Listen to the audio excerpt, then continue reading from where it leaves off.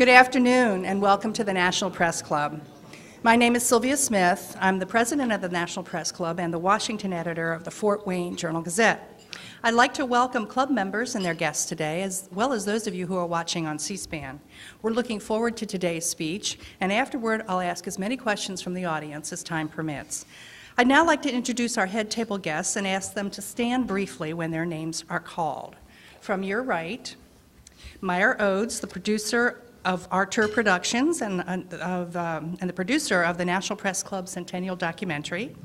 Mark Boineau, a club member and associate editor of Kiplinger's Personal Finance magazine and the chairman of our History Committee. Florence St. John, the vice chairwoman of our History Committee. Andrew Glass, senior editor of Politico. Joe Keenan, director of the Senate Press Gallery and guest of the speaker. John Cosgrove, the senior past president of the National Press Club in 1961. Richard Baker, the U.S. Senate historian and guest of the speaker. Skipping over the podium for a moment, Melissa Charbonneau of CBN News and vice chairwoman of the Speakers Committee. Skipping over our speaker, Emi Kalwale, a staff writer with factcheck.org and the member who organized today's lunch.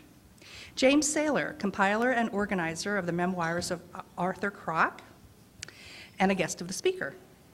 Gil Klein, past president of the Press Club and the editor of our centennial history book, Reliable Sources, 100 Years of the National Press Club. Don Larrabee, a club member and the president of the Press Club in 1973. And Jonathan Allen, politics reporter of Congressional Quarterly.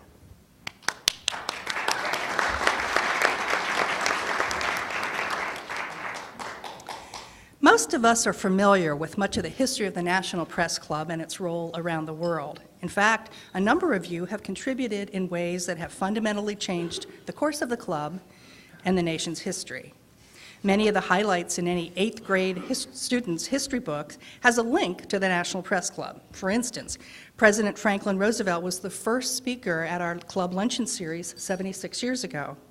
Soviet leader Nikita Khrushchev explained his "we will bury you" comment at this podium. And the fights over racial and gender integration were fought here just as society at large was grappling with the same issues. And now there's the internet. Career reporters are asked to cross-platform their stories from print to web to video. We are asked to compete not only with other mainstream journalists, but with citizen journalists to be the first to get the story. And just when we begin to think about how journalism as we know it will evolve and survive, we're reminded that when the club was founded in 1908, the over-the-fence gossip was the only competition newspapers faced. Radio and TV news broadcasts were yet to exist, and there was no 24/7 news cycle. These are just a few aspects of our collective present that provide us with an opportunity to reflect on the club's past. But this afternoon, we're not going to just reminisce absently over a drink at the Reliable Source. Today, we have the opportunity to take a tour through the club's 100 years of history with an expert guide. Donald Ritchie is the associate historian of the U.S. Senate and author of 8 books, including 2 on the Washington Press Corps, and is a leading authority on oral and political history. When it comes to the press and Congress, Don is a go-to source and a great friend to many here at the club. Don has also served as head of the Oral History Association and led the 2-year project to have the sealed McCarthy papers released from the National Archives. Those papers were subsequently prepared for publication in 2003, on the 50th anniversary of the McCarthy hearings. It is only fitting that as the National Press Club celebrates 100 years of service to Washington and the journalism community, we invite Don Ritchie to join us. It's a good time to remember the rich history of the National Press Club and how journalists, despite fierce competition and rough economic times, came together to form one of the nation's most enduring organizations. So please help me welcome to our podium U.S. Senate Associate Historian Don Ritchie.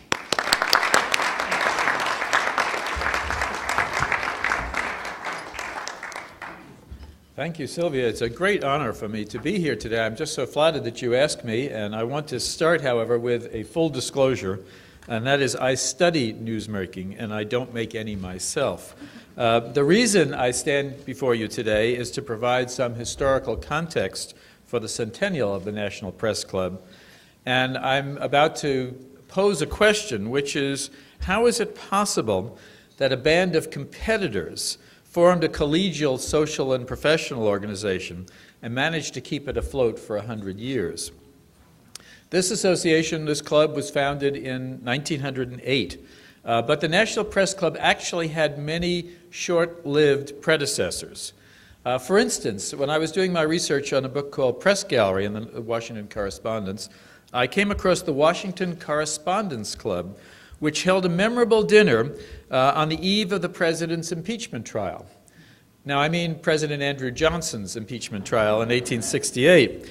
There were about 50 reporters who gathered that evening at a restaurant near where we are right now for a good meal and a lot of after-dinner toasts, including a ribald toast by Mark Twain to women. Now, of course, this was a stag dinner he was delivering it to, but among the many women that he toasted was George Washington's mother. He said she raised a boy who could not lie, but he never had a chance. It might have been different for him if he'd belonged to a newspaper correspondence club. Now, the Washington Correspondence Club convened at one of the most intense times in American political history.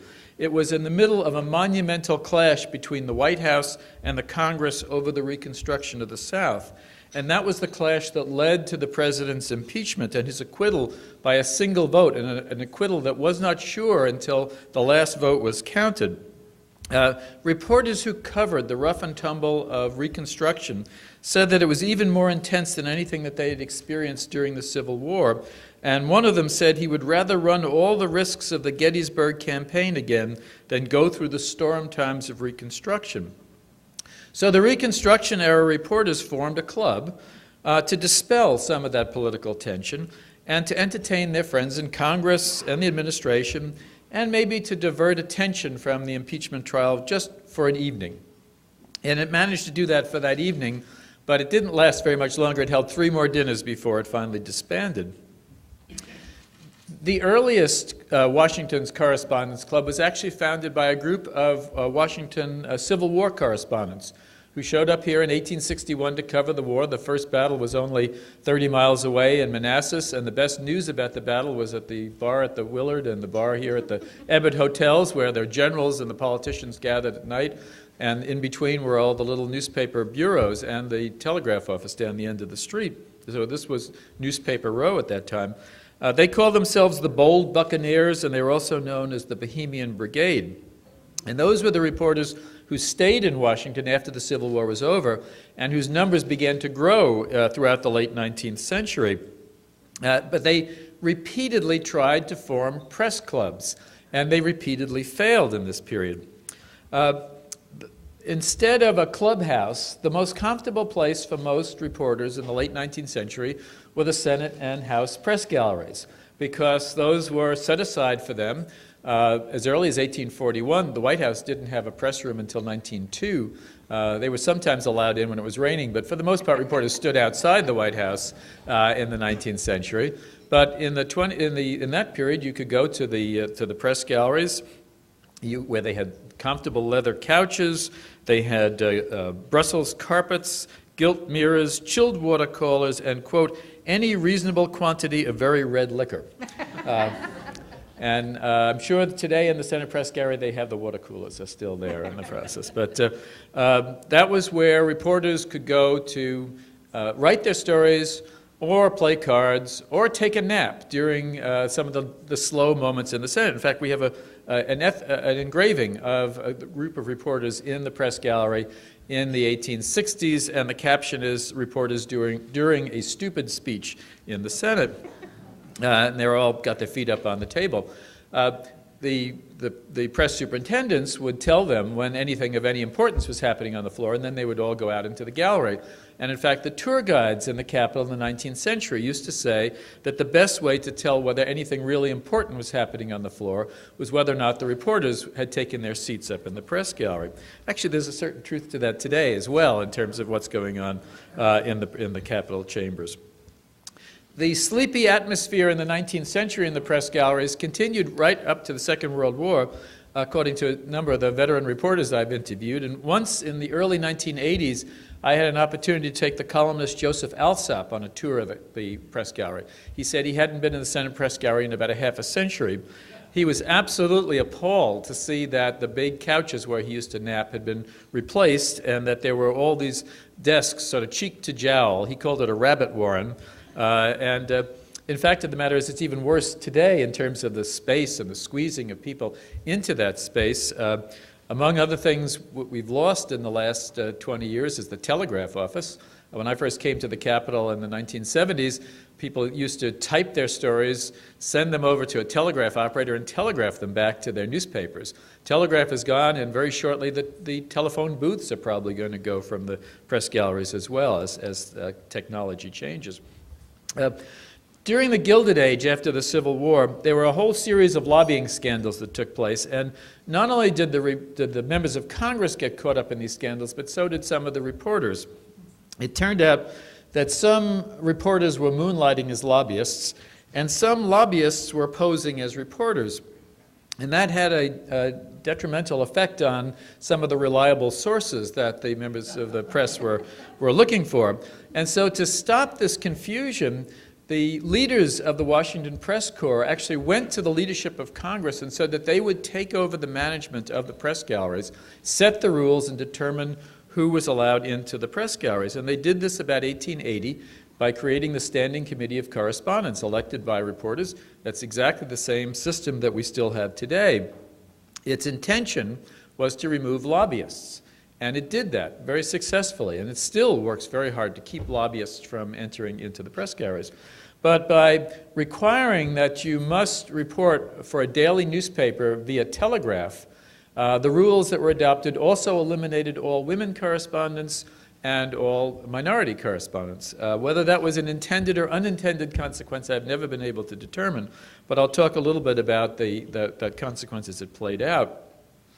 But the exact same correspondents who created the Standing Committee of Correspondence in 1880 got together in 1885 to try to find a social equivalent of that. They wanted an evening where they could entertain political guests and try to, again, reduce some of the friction that was going on. They didn't have much money, and so they decided to create a club without a clubhouse.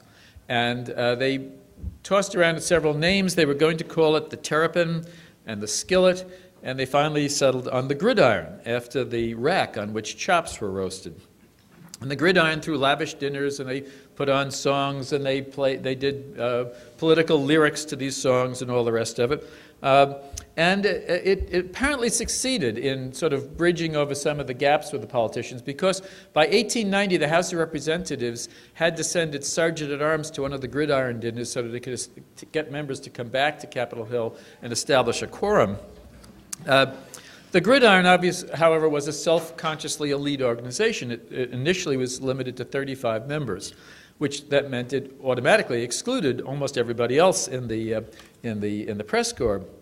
And so to fill the gap, there was still a demand to create a press club. So in 1891, reporters founded the National Capital Press Club, which also did not last very long, although it apparently had a good time, because I read through the newspaper accounts that said they had a piano and they used to play the piano at night, and everyone, quote, sang lustily by all present. So it was a jovial group of people who got together. The question is, why did those clubs fail repeatedly? There are probably two reasonable reasons why this club succeeded, why those clubs failed. The first was that most of those clubs allowed their members to run up a tab at the bar. And the National Press Club from day one set a rule that there was no credit for the bar or the food around here. And that seemed to have had a stabilizing financial effect on the club. The other was suggested by a New York Times reporter in those days named Charles Murray, who said every attempt to organize a press club had proceeded on the idea of shutting out the correspondents, and every correspondence club had barred the local press. So the correspondents were the national correspondents, and the press clubs were the local reporters. And the two clubs never seemed to come together.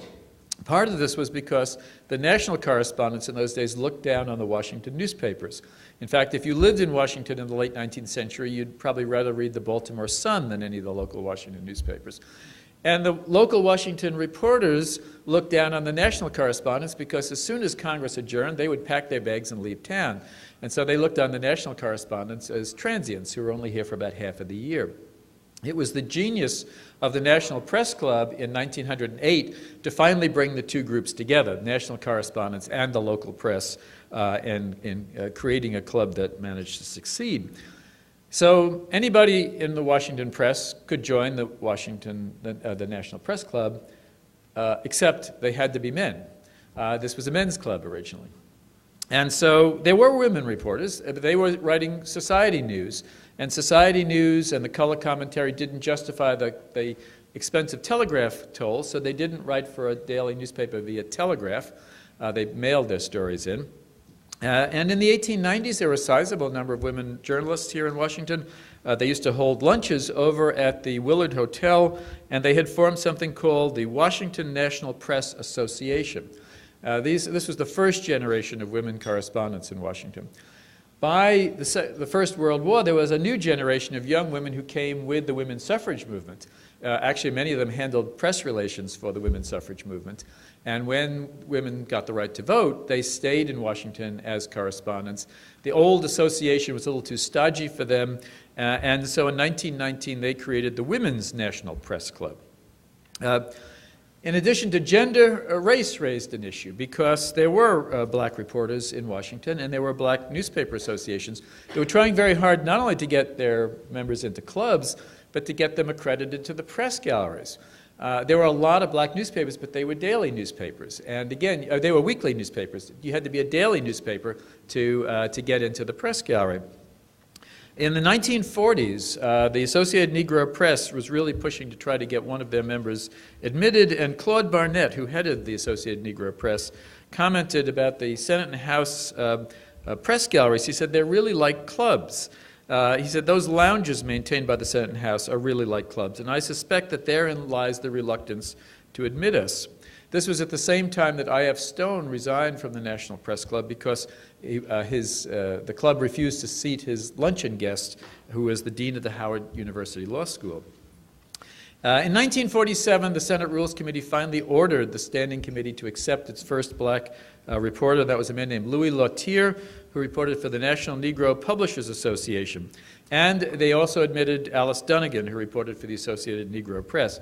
Lautier and Dunnigan, by the way, were as fierce competitors and rivals as the Associated Press and the UP.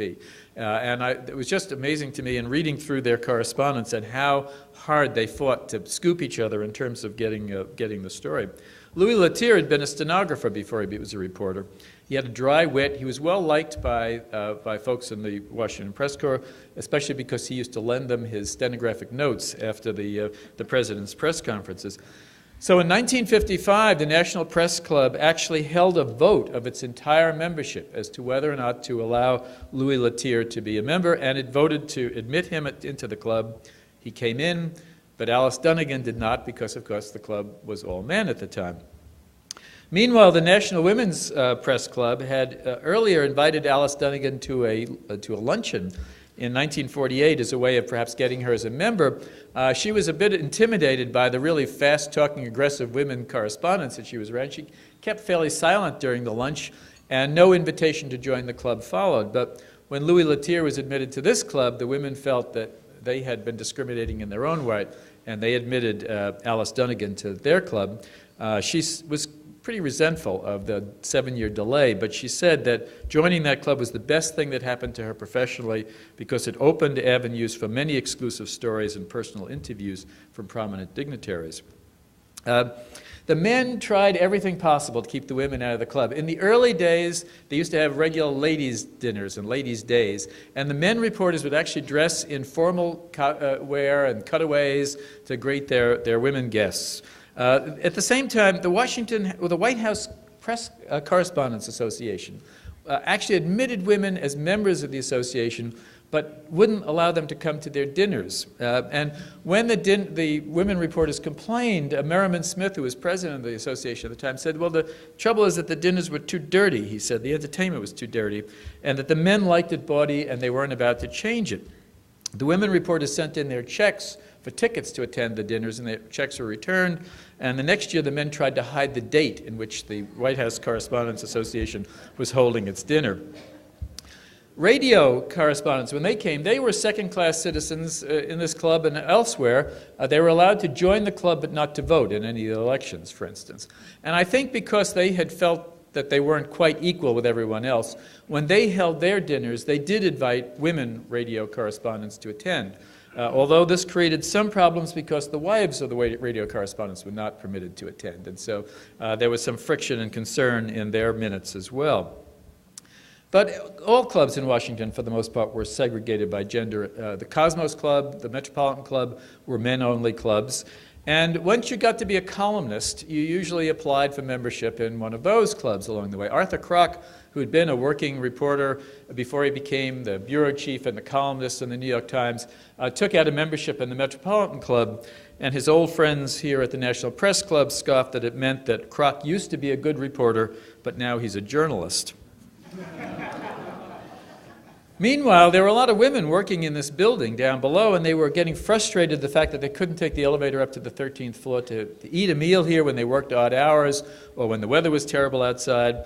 They felt cut off from the social networking that went on here and the professional networking. But what really grated on them was that there were these newsmaker lunches that often made news and that they were unable to cover them.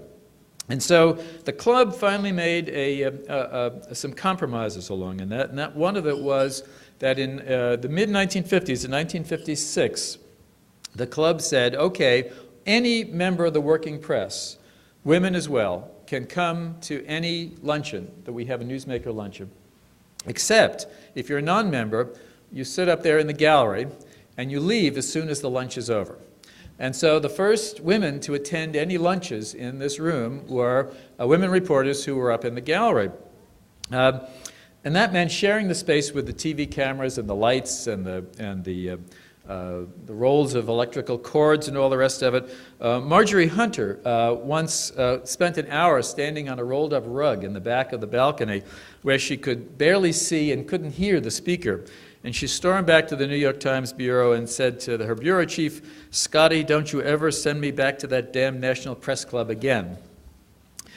So what women reporters did at that stage was to go to the guests and ask them not to speak unless the women were allowed to sit down with the men and break bread.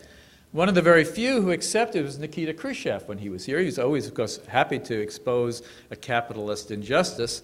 And so women reporters were down here on the floor of the balcony, and out of the balcony for Khrushchev's speech. One of the speeches where they didn't get a chance to come down here was when Martin Luther King spoke here. He was desperate to get publicity for the March on Washington in 1963, so he was willing to speak to an audience that was segregated by gender rather than by race. At the time, Art Buchwald wrote a wonderful column who said that there was sort of an awkward situation. He said, "Our women were happy to sit in the balcony until outside agitators from the North came down here and started trouble." He said, "If the men let the women reporters eat with them, pretty soon they'll want to dance with us and neck with us. And before you know it, all the barriers will be down and they'll be wanting to play poker with us." Now, at that time, President John F. Kennedy, who had started as a Hearst reporter, was a paid member of the National Press Club. In fact, John Cosgrove told me he wrote a $90 check, and I asked if the check was still here in the archives, and he said no, the club needed the money, and so they cashed the check at the time. But President Kennedy actually lobbied members of the press to ask them if they wouldn't vote to admit women. And Merriman Smith on Air Force One once told the president that it was a kind of a dicey issue, that there were strong feelings here, and the president ought to stick to things you understand, like the Congo. When Lady Bird Johnson was First Lady, her press secretary Liz Carpenter also tried to talk all members of the Johnson administration not to come to speak here unless women were admitted on the floor. But in the end, it was not presidential interference, but economic situations that changed the National Press Club. 1960s, Washington lost its streetcars. Reporters started moving to the suburbs. We had riots here in 1968, which left much of the downtown desolate and dark and dangerous. The Willard Hotel was closed across the street, about to be demolished. And so membership at the club and attendance really began to go down. A few of the club presidents have told me that they had to pay for the bar bill or the beer deliveries out of pocket at that time. And so when Don Larrabee was coming up in the chain here, he realized that economically the club really had to admit women or go down the drain, as he said. And so he helped persuade the board to have a vote of members to decide to admit women. The first vote was by mail ballot, and it failed to get the 2/3 vote necessary. So they held a second ballot at a meeting, and it won. It won 227 to 56. There was a last-ditch effort to admit women to every place except the bar, but that failed also in that vote. And then finally, in February 1971, the first women were admitted to the club. "You don't know what it means to me," said a tearful Sarah McClendon. "I've worked here 25 years on the 10th floor, and it's taken me a quarter of a century to travel 3 floors."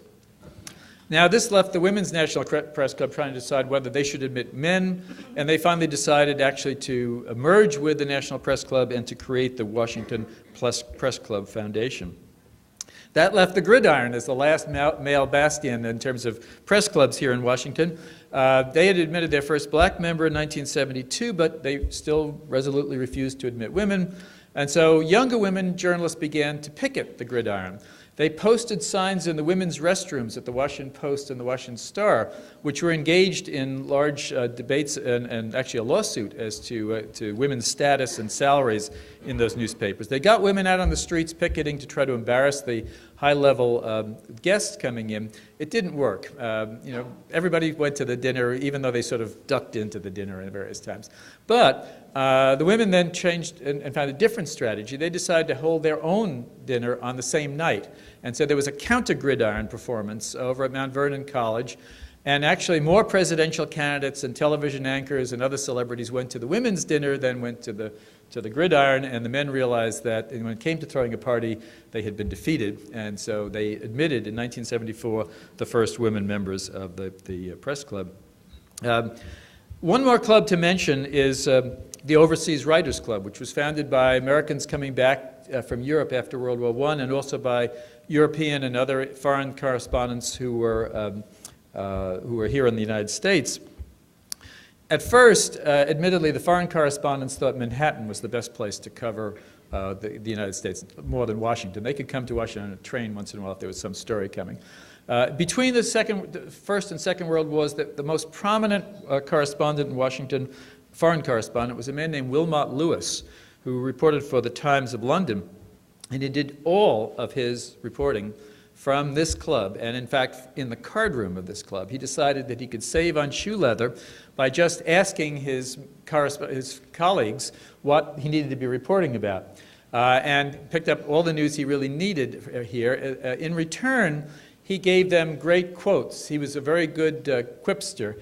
And for instance, when President Franklin Roosevelt was trying to pack the Supreme Court, and one justice changed his vote to try to get around the animosity, the fact that the Supreme Court was turning down so much of the New Deal at that point, it was Wilmot Lewis who coined the phrase, which appeared in every newspaper at the time, "a switch in time that saved 9." Wilmot Lewis was playing cards in the card room when he learned that the King of England had knighted him. And the members of the National Press Club threw him a formal diplomatic reception in honor of his knighthood. They all wore formal attire with convention badges and other political memorabilia instead of diplomatic materials. And people asked him what it meant to become a knight. And he said, "Well, I'll tell you, my boy." He said, "Wilmot Lewis used to fetch $250 a lecture. Sir Wilmot gets $500.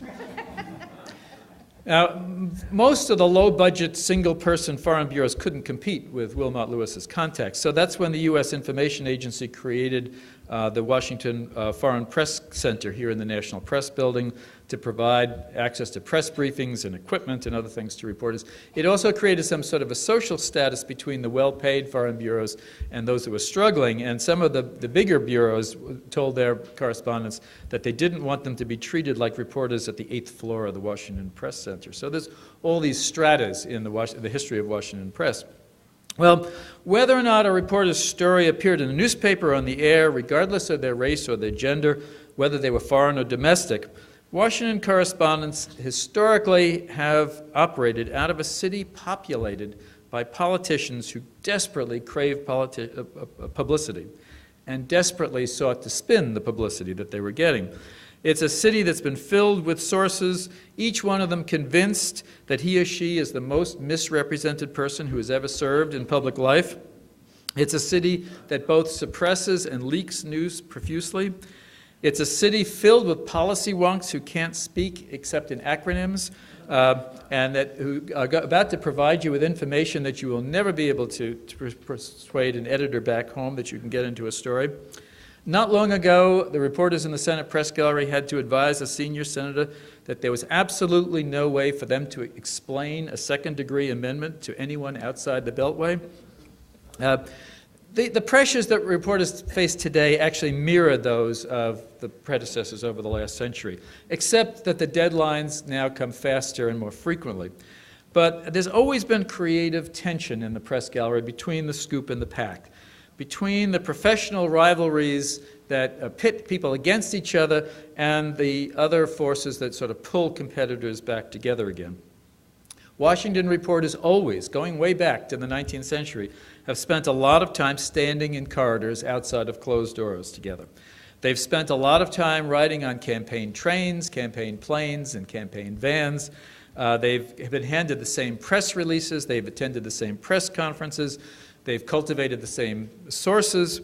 And circumstances like this have built very strong friendships in the press, as well as very strong rivalries. As soon as carbon paper was invented, the Washington Press Corps adopted the practice of black sheeting, which was when you had a colleague who was indisposed from whatever and couldn't put out his story, his colleagues, his competitors, would give him carbon copies of the stories that they had written for newspapers that were in different cities that could be mailed back in that person's absence. And occasionally you read stories in which editors received several stories from their Washington correspondent, all sent in independently by his colleagues. So saving the blacks demonstrated how much that the pack looked out for each other. Now, counteracting this pack journalism has been the eternal dream of the scoop, landing the big story that made the difference. And competition in journalism, of course, has always been intense. It's not always been between individual journalists, however. It's often between different types of media. The rules of the press gallery and the clubs that have been created in Washington have been designed to sort of smooth over the frictions between reporters and their sources. But periodically, whenever the relations between politicians and the press get too cozy and too comfortable, some new form of media comes along to upset the whole established order. So when this club was founded in 1908, newspaper reporters who had dominated Washington for a century before it were competing with muckraking magazine writers. By the 1920s and the 1930s, print reporters, whether daily or weekly or monthly, were competing with radio broadcasters who came along. By the 1940s and 50s, both the radio people and the print reporters were having to cope with television. In each case, advertising revenue shifted dramatically from the old form of media into the new, actually much quicker than anyone ever anticipated. From print to radio, from radio to television, was a forced changes in the way in which media operated, and that put additional pressures on the reporters who were the front lines of those medias, competing for their medias. And now, of course, print and broadcasting are competing with the internet, and a whole sea of bloggers who are some professional and some amateur, and they're all over the place, but they are demanding a seat essentially at the table. As a sign of the times, last week's Nielsen ratings for the 30 top online news sites put the Washington Post at number 22, the New York Times at number 12, Fox and CNN at number 3 and number 4, and the Drudge Report at number 1. So constant and sometimes unsettling competition has kept Washington journalism away from complacency. Each technological wave has fostered a greater media scrutiny of government because there's been more competition, and that's been a good and healthy factor for democracy. When I studied the history of journalism, I came to the conclusion that the phrase adversarial journalism applies just as accurately to the relationship between journalists and different types of journalism as it does between them and the government. So somewhere between the scoop and the pack, the club has provided a welcome respite for the working press. It's been formed for the reasons of camaraderie. They've helped to shape the press club, its membership, and to define exactly what is legitimate reporting. In this respect, we are unique among world governments. In most countries, the government decides who is a reporter and hands out the press passes. Here, the government allows reporters to decide who is a real reporter and who should be accredited and admitted. The press has guarded this prerogative jealously, and it has worked diligently to sort out the amateurs and the lobbyists and the ones who are, in a sense, masquerading as journalists from those who should be here. Sometimes, however, it's been too narrow in its definition and too slow to diversify. But ultimately, the galleries and the clubs have expanded to accommodate a far more diffuse news business. The internet is not going to be the last of the challenges to the way in which news is reported. And in this transformation, the National Press Club has been the central institution and a common ground for both newsmakers and news reporters. I think it would be hard to imagine the operation of the Washington Press Corps without this club. So let me offer my congratulations to the National Press Club on completing its first century and wish its members the best of luck with the next century. However, if the past is any indication of what the future is likely to be, it seems to me the best way to conclude is with the immortal words of Betty Davis in All About Eve when she said, "Buckle your seatbelts, it's going to be a bumpy ride." Thank you.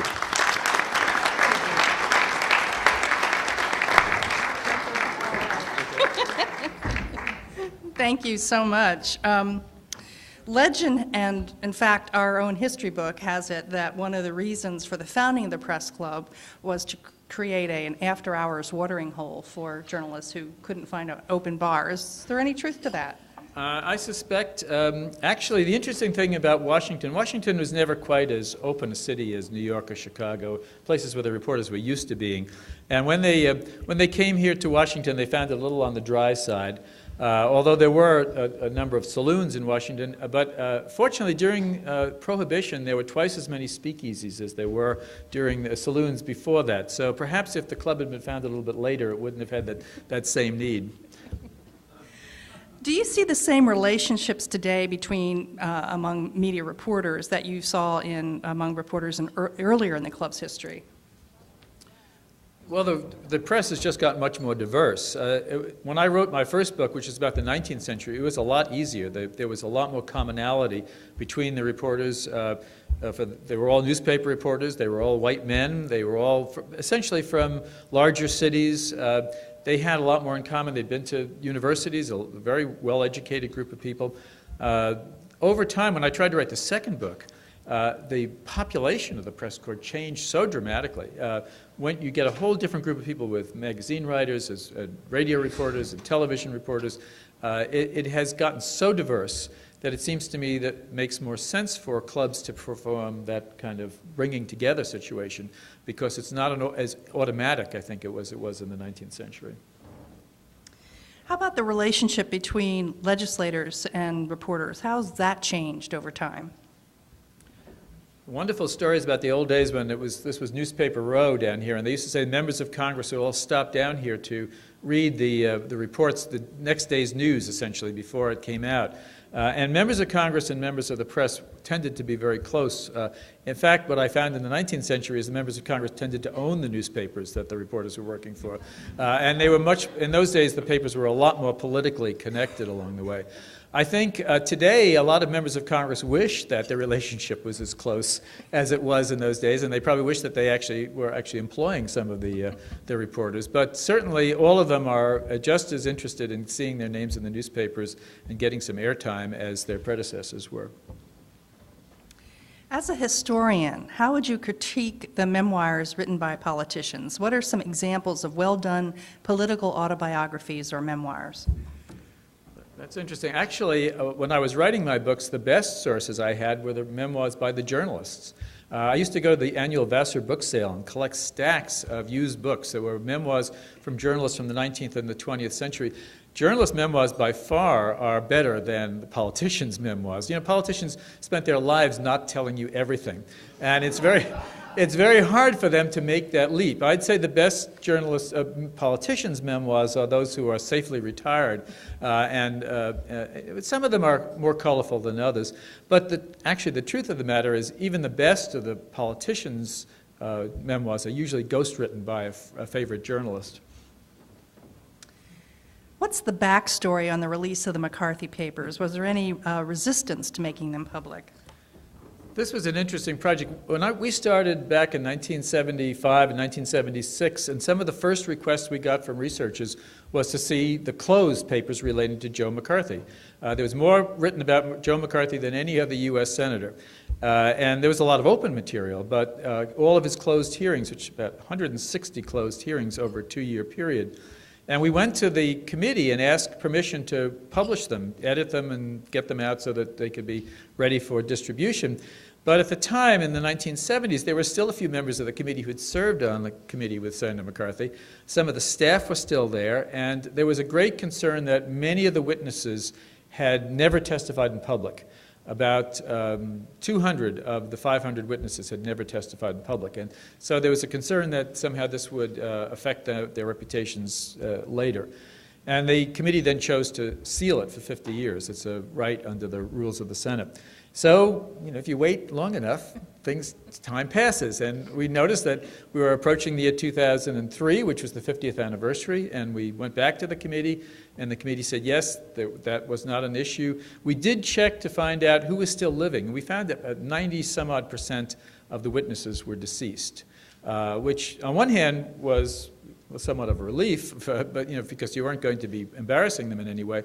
On the other hand, it narrowed the number of sources that journalists had to interview, and it was quite interesting how many reporters sought out living former witnesses who were willing to talk and how got caught up into that press conference at the time. But it was a matter of feeling uncomfortable about records that they weren't absolutely certain about what was there. We reproduced the records exactly as you would see them in the National Archives, except that we cleaned up some of the transcription problems that the transcribers had at the particular time. But we footnoted everything and tried to make it as accessible and transparent as possible.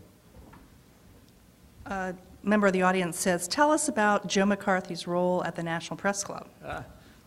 Well, that is interesting. Joe McCarthy really had a hunger for publicity. He liked reporters. He helped reporters find apartments when Washington was short on apartments in those days. He brought wheels of Wisconsin cheese to the National Press Club. He spent a lot of time at the bar at the National Press Club. And he was the kind of person people liked to sit and drink with. And he went out in 1949, in the summer of 1949. He went to Charlestown, West Virginia, with the National Press Club, where the National Press Club had a Freakness Day race and he actually rode in the Freakness race, and his horse came in last, actually, in that race. And the National Press Club, when I invited me in, I went down to the basement and went through the photographic collection with your archivist. I discovered there's a photograph of Senator McCarthy riding last in that race. Now, that's 6 months before he went to Wheeling, West Virginia, and broke into the national news with his speech about I hold in my hand. But it was an interesting indication of his relationship with the press, and in fact, it continued to be a very close relationship, even during his very stormy chairmanship, and that became a chapter in my book, Reporting from Washington, about the reporters who sided with McCarthy as well as the reporters who sided against him and what that did to their careers. Are there any other groups of papers or documents you're working on to unseal, a la the McCarthy Papers? The nice thing about the Congress is that most of what it does, it really wants you to know about. So about 80% of what it does on a regular basis actually publishes.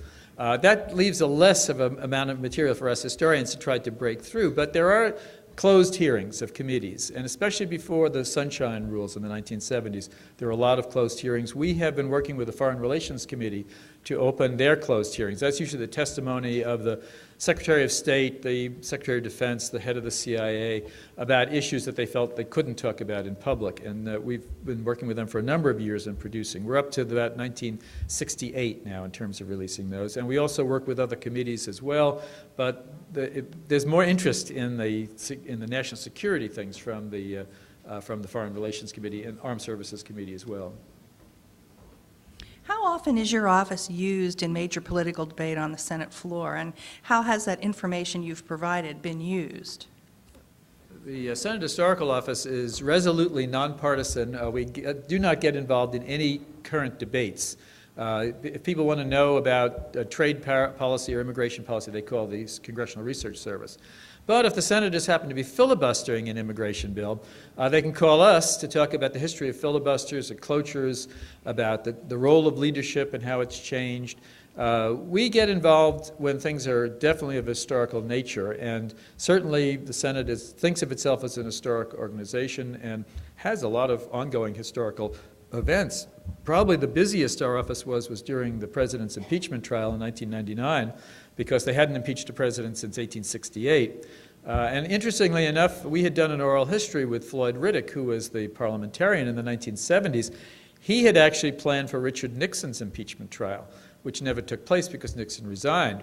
When we did that interview, we thought, well, this is an historical oddity, but it's never going to be used. Well, it turned out that everybody wanted to read that oral history when they were preparing for the Clinton impeachment trial.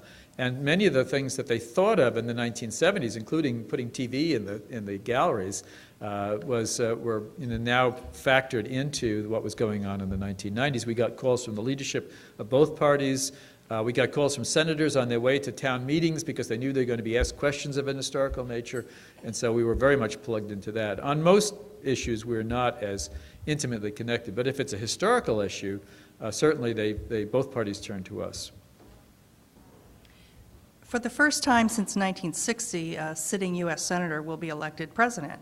Why has it been such a challenge for senators to win the presidency? And when senators become president, do they deal with that for their former body differently?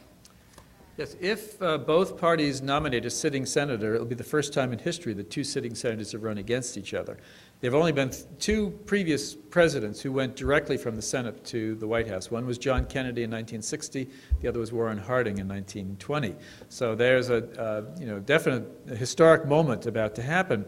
In the 1880s, a British observer named James Bryce wrote a book called The American Commonwealth, and he has a chapter in it called Why Great Men Never Become President. And he's trying to explain why the United States never elected Henry Clay, Daniel Webster, or John C. Calhoun as president, but we elected Franklin Pierce and James K. Polk and James Buchanan.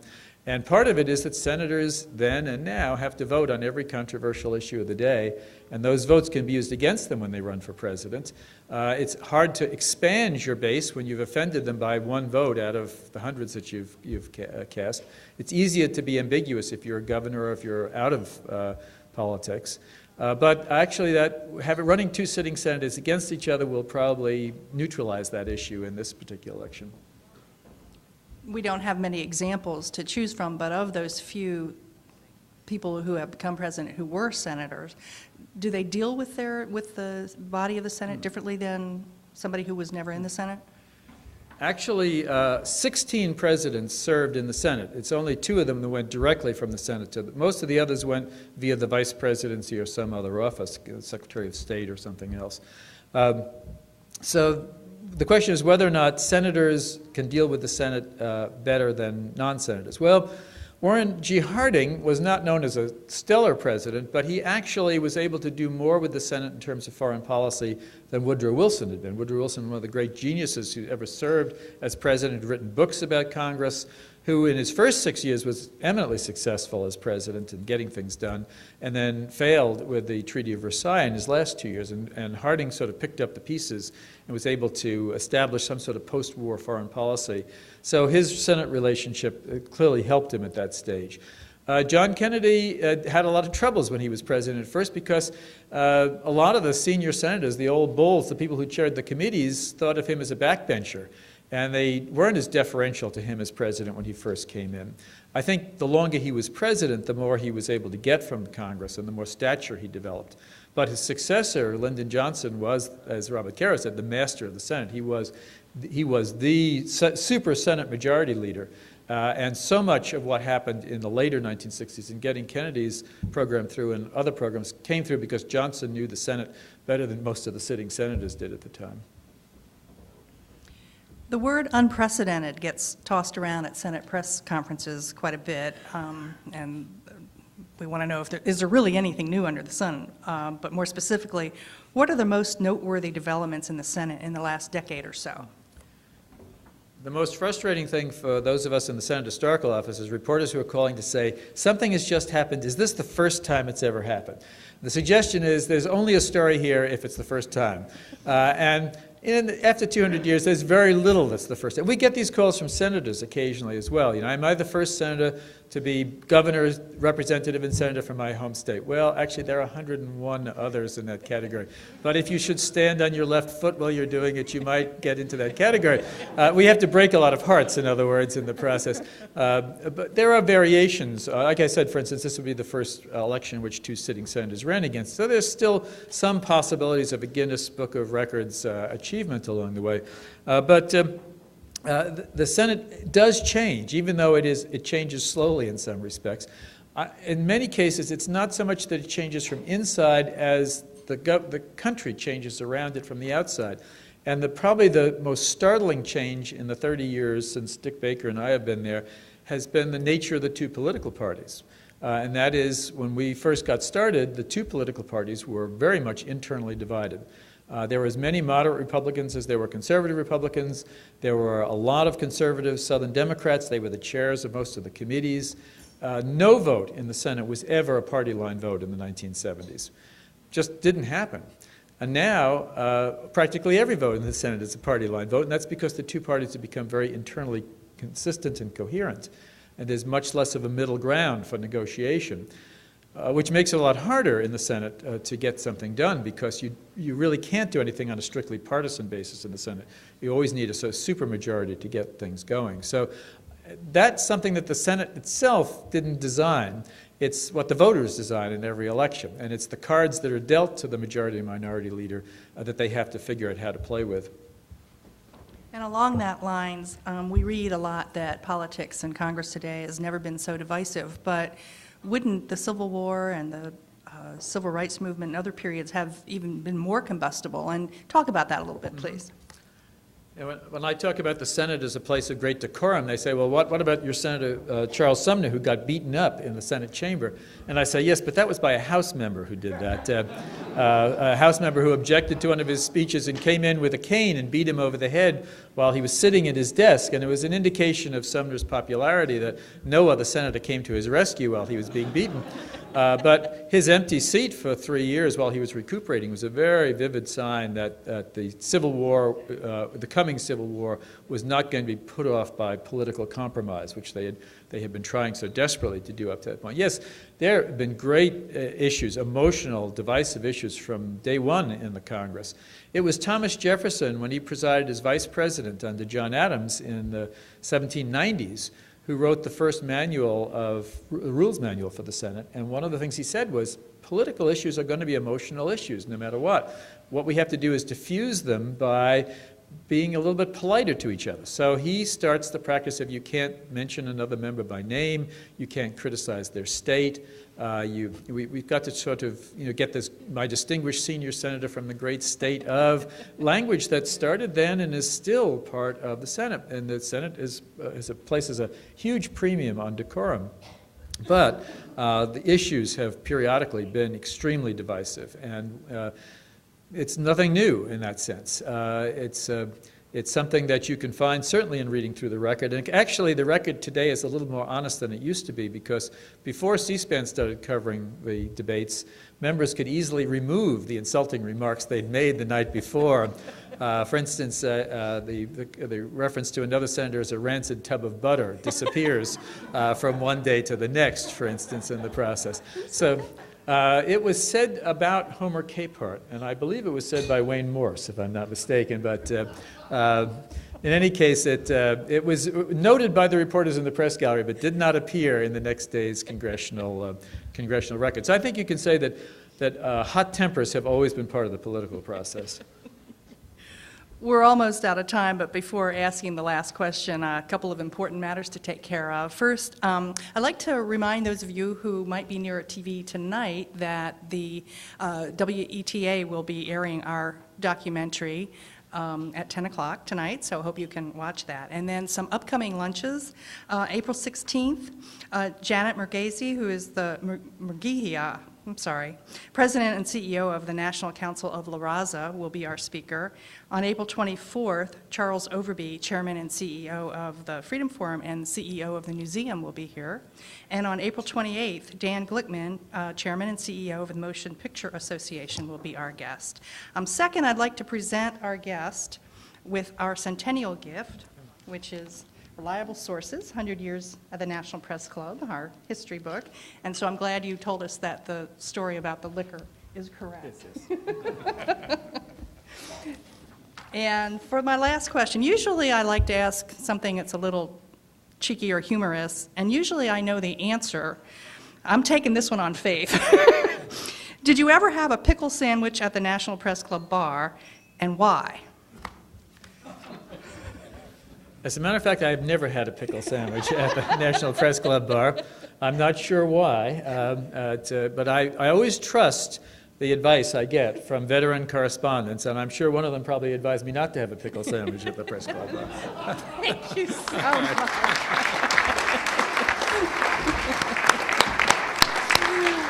I'd like to thank all of you for coming today, and I'd also like to thank National Press Club staff members Melinda Cook, Pat Nelson, Joanne Booz, Howard Rothman for organizing today's lunch, and thanks to the NPC Library for its research.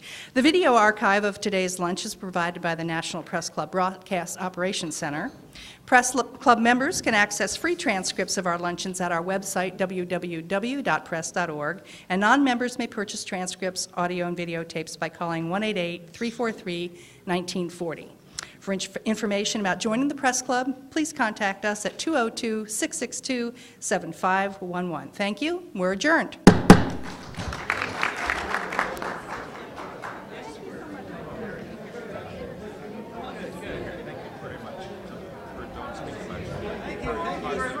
So help.